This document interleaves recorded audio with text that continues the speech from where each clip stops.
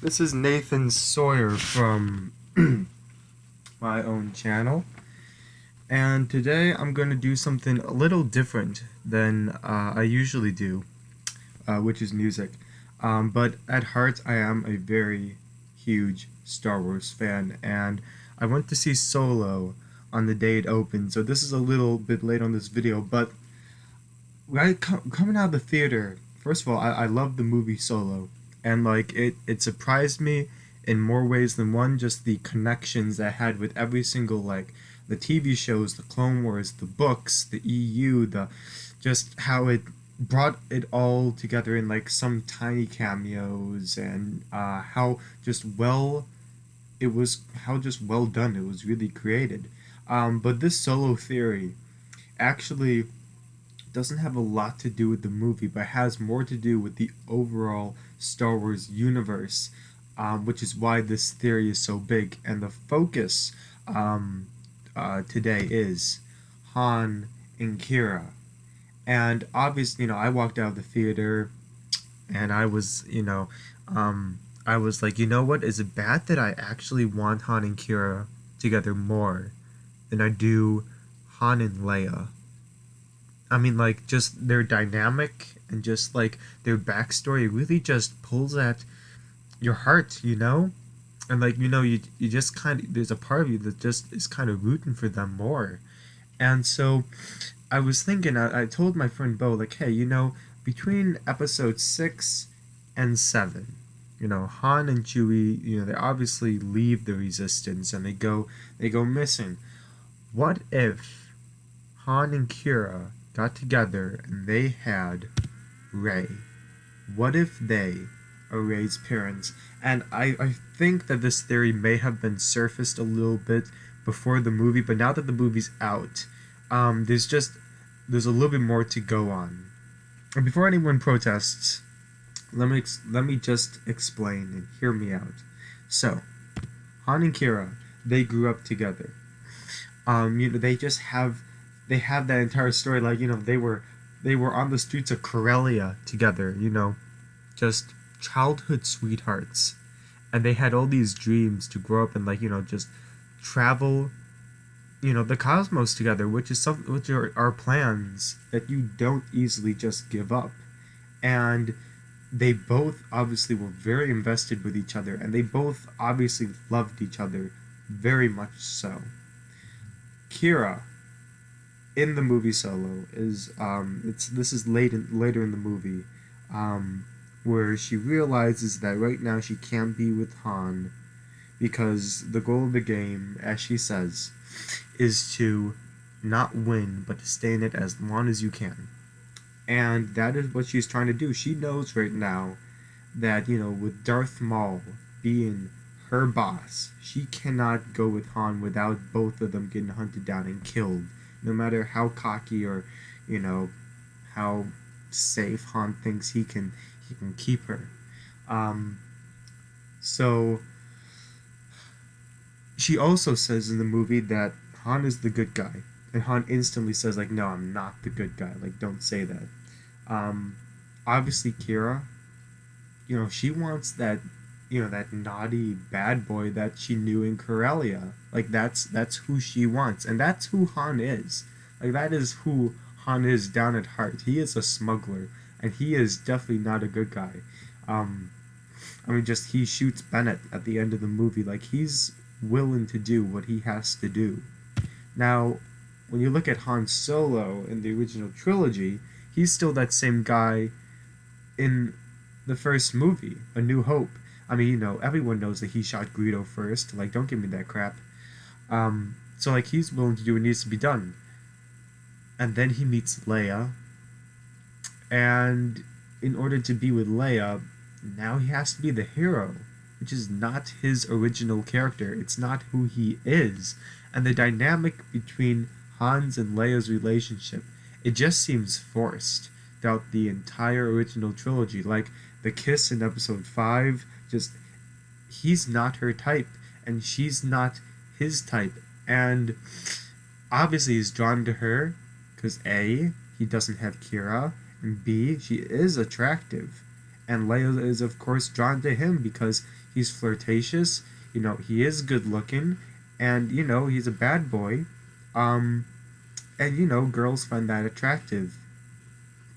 But all in all, she really wants Han to be the good guy because she's a good guy. So even though that like dark side of him, might I say, could be a little bit attractive, overall that's not what Leia is looking for. And so just also the fact that in episode 5 where Leia says I love you to Han just responds back, I know. And you could take it, like he was just being like a flirtatious jerk again, but you could also think that maybe Han doesn't know if he can say I love you back yet. Like maybe he doesn't love her, and that's why he says, I know. Because maybe he's still struggling with the fact to commit to another girl after losing Qi'ra, and I don't know what's going to happen within the next solo movies. I think there are more coming out because the actor is contracted to play the role of young Han Solo in a couple more new movies coming up. So whatever happens in those movies, we'll have to see. But as you look into movie 7, there's just an obvious struggle at being a couple here. It's like a couple that wants to get divorced, but they can't. And the lines that really prove that are like Leia saying, don't do that, and then Han says, what? And then Leia says, anything. Like, that's just, the spark is gone. Or like Han saying, like, I just want to help, and Leia says, when did that help? And don't say the Death Star. Like, Han has definitely been there for her and for the rebellion. Like, he led the attack on the Battle of Endor, on the ground, that is, on the Forest Moon. He obviously did a lot for the Resistance. Like, he was helping them build a base on the planet Hoth. Like, he was very critical to their operation. And for Leia to just overlook that, there's something going on. And usually when couples are struggling and they want to get a divorce, what keeps them together?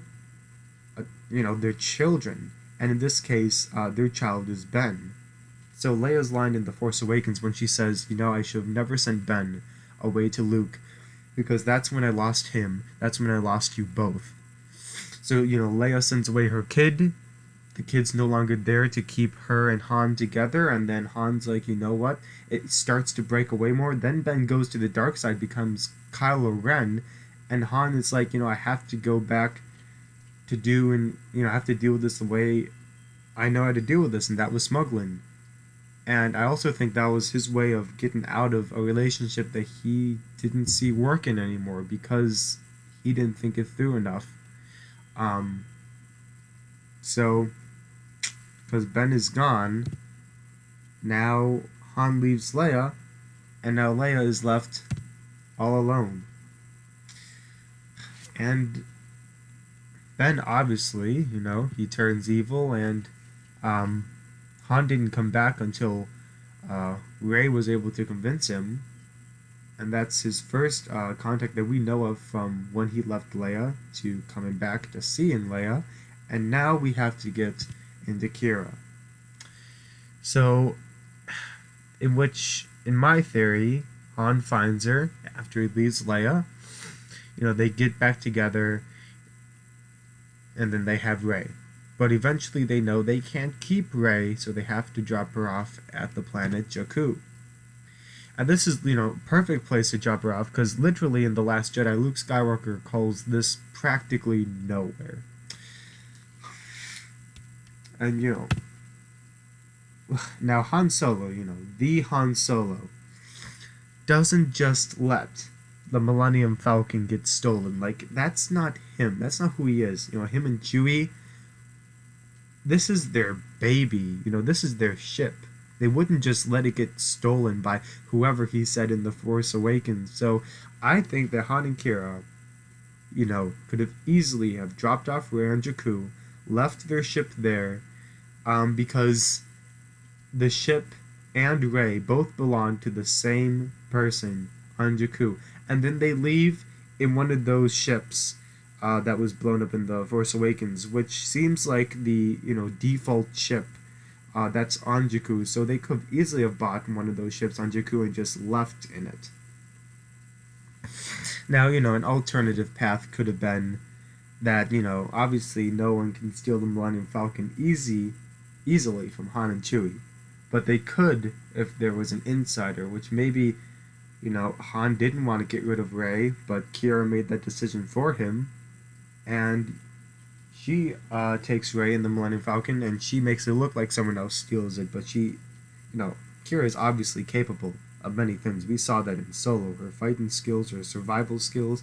Bennett calling her, she's a survivor. She knows what to do. Like, she has the skill set. And so maybe Qi'ra did this on her own, which would be another reason why the Millennium Falcon got onto Jakku. But then again, what's the likelihood of Han and Chewie just casually being by Jakku right when Rey and Finn leave in The Force Awakens? So, I mean, sure, Qi'ra stealing the Millennium Falcon by herself could be true, but I think it's more likely that Han and her take Rey to Jakku, and then they leave. And, Han obviously probably still has ties for both his ship and his daughter. So, he's obviously keeping tabs up on Jakku, and which is why when he gets readings of his ship leaving, that's why he gets it. Why, why else? Why else would he be around Jakku, the middle of nowhere? Like, it doesn't make any sense. And just for those odds, it's too great just to be a coincidence. And at this point, obviously, Qi'ra isn't in the picture. I don't know if she's dead from some bad deal. I don't know if she's left Han. I don't know if she's somewhere else waiting for him. But all we know is that Qi'ra is not around Han in The Force Awakens as of right now. So, why is Rey in the perfect situation of being Han's daughter? Well, first of all, it explains her connection with Kylo Ren in The Last Jedi. They have a very deep connection that the Force connects them to. Like, I don't believe that the Force can connect just any random two people together. I don't even believe that Snoke did that. I think he's just taking credit for something that's naturally happening with the Force. And, they do have a connection. And it's a weird connection, but they do have a connection. Like, it's there. Anyone can see it. It also explains how she knows how to communicate with Chewie. In The Last Jedi, she's translating for Luke what Chewie is saying. And there's no way anyone taught her how to speak Wookiee on Jakku. There's no way she was able to learn between episodes 7 and 8 of how to speak Wookiee. And it makes perfect sense, because when Rey is dropped off in her vision, she looks to be, at least 5. At least 5. And the first, I think it's the first 3 years of a child's life, when they're around people of other languages, it sticks with them, which would make sense if Rey was the daughter of Han and Qi'ra, because Chewie would have been there with her, and so her being around Chewie, it would have stuck, like, the language. Han knew Wookiee. He might have taught, who knows, he might have taught Rey some Wookiee as well. And just her being around Chewie would have, had some of Wookiee language ingrained in her system, which is why she's able to communicate with Chewie. Also, it's why she's able to fly the Millennium Falcon so well. It's why it comes second nature, because she's the daughter of frickin' Han Solo. She has that pilot in her blood. Like, she's able to do this stuff because of her connection with Han Solo. And, he probably was teaching her at a very young age how to fly the Millennium Falcon. Probably not how to fly it, but at least, she hung around it when she was young. She subconsciously remembered the control switches and what her dad used to do, because children are very observant in the first beginning years of their life. They watch everything their parents do, or whoever is in the household with them. It also explains how she looks and sounds like Qi'ra.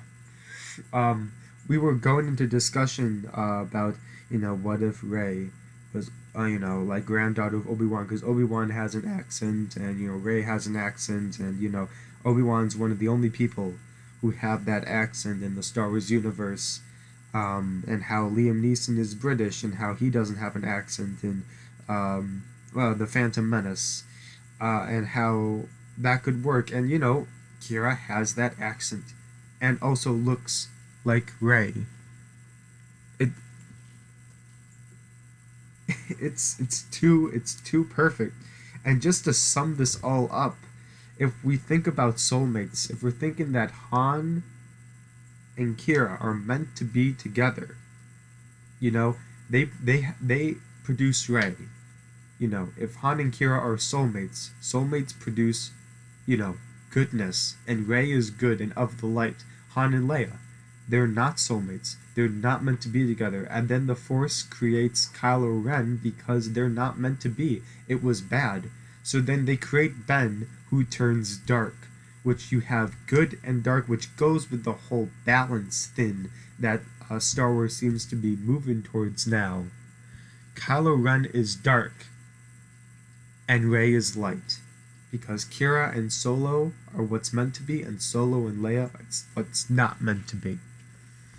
And there are several lines in The Force Awakens that really kind of lead into this, like Maz's line asking Han, "Who's the girl?" and then we cut away. Or why else would Han take on Rey, a complete stranger, to work on the Millennium Falcon? Like, he gives her a job offer. And Rey's like, I have to get back to Jakku, my parents could come back. And Han kind of has like this knowing like look, like, I'm your dad, I can't say this yet, but like, he really pushes her to not go back to Jakku because he knows who her parents are, because it's him. And Chewie likes her. He says that in The Force Awakens, Chewie seems to like you. Chewie doesn't like, Chewie doesn't like anyone really. Chewie has to be friends with them. He hates Finn. I mean, you see that. Why would he take a liking to Rey? Maybe it's because he knows her. And also just Kylo Ren yelling like, what girl, when the officer reports to him in The Force Awakens, like, the droid escaped with a girl. Maybe Kylo Ren even knows something about Han and Qi'ra, dropping off, some child on Jakku. Maybe he like kind of knew that. And also J.J. Abrams has already kind of confirmed that Kylo Ren's line that, her parents were nobodies, they were, dropped her off gambling debt or whatever. Like, I think J.J. Abrams has already confirmed that that line was completely BS and that he was tricking her, which makes sense because, that just kind of demoralizes her sense of, worth. Her parents were just nobodies, so that makes her a nobody, which is a perfect line for him to use to, say, but not to me, join me. The Sith are all about deceit. You can't trust what they say. And just overall, I'm just saying, Snoke claiming that he connected Kylo and Rey in the Force, if he can't even tell that Kylo Ren is about to kill him, I don't even think that he can, that's just stupid. And I think he was taking credit where credit was not due to him. So in conclusion, Han and Qi'ra, they're Rey's parents. And I think that this theory is a good theory. I highly doubt that Disney is going to go with this, but like, you know what?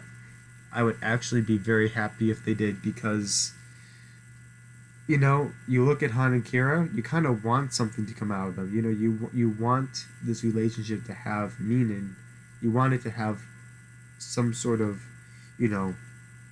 ancestry.